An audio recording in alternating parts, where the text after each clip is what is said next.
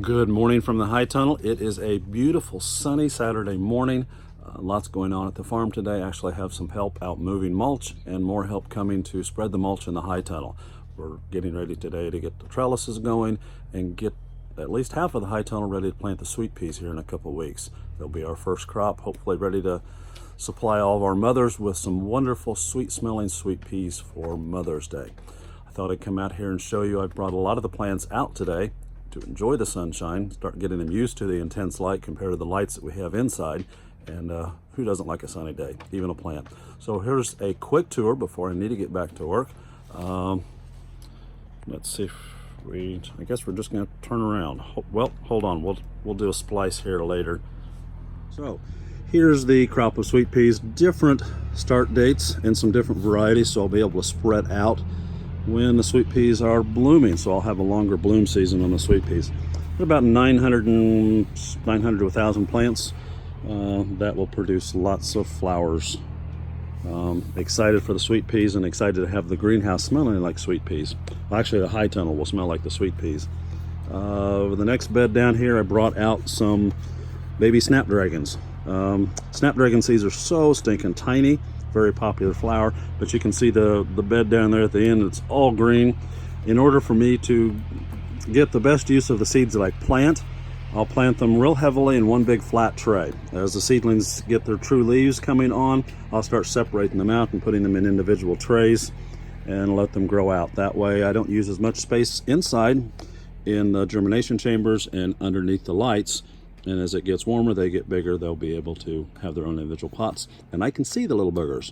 The next row here, we've got some pincushion flowers in my Hoosier Hillbilly accent. Another name for it is Scabiosia. I don't know if I'm pronouncing that right, but that's how this Hoosier Hillbilly says it. I accidentally got the perennial seeds in this lot here. I meant to plant the annual ones. I do have annual ones to get started, but these won't bloom until next year, which means nobody will see flowers off of them this year. The next one that I'm gonna have to wait on here that I got started early, just out of excitement, are my asparagus. Absolutely adore asparagus, don't have enough, so I planted some more. I figure another 800 seeds. So again, I planted them rather close. I'll be separating them out into individual trays, but you can still see they look like teeny tiny asparaguses. I guess if you get close enough, they might look big.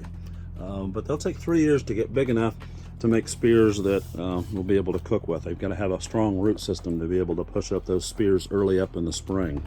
The last group that I brought out were some of my tomatoes that I've started. Mostly what I'm doing is more of a salsa type tomato, the old-fashioned paste type tomatoes. I like to can, and I love my salsa. They make great salsa because they're not full of a lot of seeds, and they're a good thick meaty one. This group down here, there's some heirloom mix in here. As you can see, this leaf kind of looks different than this leaf down here. This is the tomato that we're so used to seeing. This is called a potato leaf. These are varieties that typically take longer to mature, usually August, September, but they're the great big large ones like the pineapple and the brandywines that are so flavorful.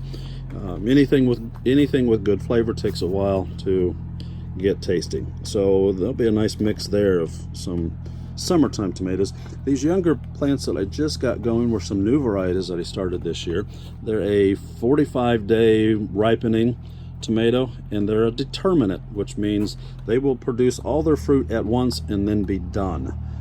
But at 45 days, that's a pretty quick tomato. That's about the quickest tomato you can find. The names of these are like Manitoba, Siberian, and I forget what the other one, but they're suited for way up north, like Alaska and Russia. I think one of the varieties actually came out of Russia. So I'll be planting them over here in the greenhouse. It stays a little bit warmer. I'll get them in the ground, and 45 days later I should be having tomatoes, which means these tomatoes might be producing, very likely will be producing for Memorial Day. They're not going to be the large summer tomatoes that we're used to, but they'll certainly be big enough to slice and put on your hamburger or whatever for a Memorial Day cookout. Excited to have those tomatoes, of course. As you can tell, those are, let's see, 52 per tray, I think. So there's 150 tomatoes there. I'm going to have tomatoes coming out my butt for Memorial Day. Of course, come out to the farm, look us up, check out some of my produce and flowers at some of the local farmers markets that my friends will be taking, and pick up some tomatoes for Memorial Day for your cookout. Of course, all the vendors at the farmers markets love to see you come out, and we do work hard to try to make the produce available to you as soon as we can. So, speaking of as soon as I can, I need to get out and get busy. My buddy's out there on the tractor now, and more companies coming to start spreading that mulch in the high tunnel. Have a great day, enjoy the sunshine, and I'll talk to you all soon. Bye. Well, we had a great day on the farm. We got a lot accomplished. We certainly spread a whole lot of mulch. I'm very grateful to have a friend in the tree trimming business that brings me the wood chips. It's often blended with dirt, which helps at compost, so I leave some just to compost out. And in about 3 years, I've got some great compost. But we had a great busy day. Appreciated all the help from my cousins and some friends and a neighbor. But we didn't get any video taken. Sorry about that, guys. I did get one picture, that was it. But we'll hopefully start planting out there this week. So I'm excited about that.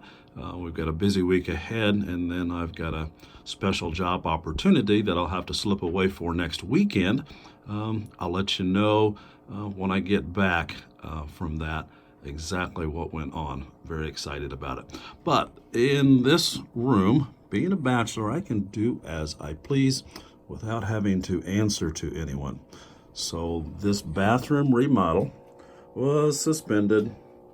There's the tile I've been putting in so that I can put shelves in here and start more seeds. Over here we've got some more dahlias, and down on that tray, those are all peppers. We've got lots of different unique varieties of sweet peppers. Only one variety of a spicy hot pepper. I love my sweet peppers roasted in eggs, all kinds of different things. Down at the very bottom, where it's coolest, I've got some larkspur that are just starting to sprout. They don't like the heat or warmth like the dahlias do, so I stuck them up high. These are seed dahlias. They'll be 3 foot tall or better. They will get some blooms this year, more next year. So just a quick sneak peek into my temporary germination chamber. It works, so we'll go with it. And one other correction on the tomatoes, as I got thinking, the pineapple tomato actually is just a beefsteak. It is not a potato leaf, like I mentioned before, but the Brandywine is the most popular of the potato leaf. They have a little different how they can cross-pollinate. So, well, good night for now. I'm going to clip this together and get her posted. Thanks a bunch for joining me, and have a great evening. God bless. Bye.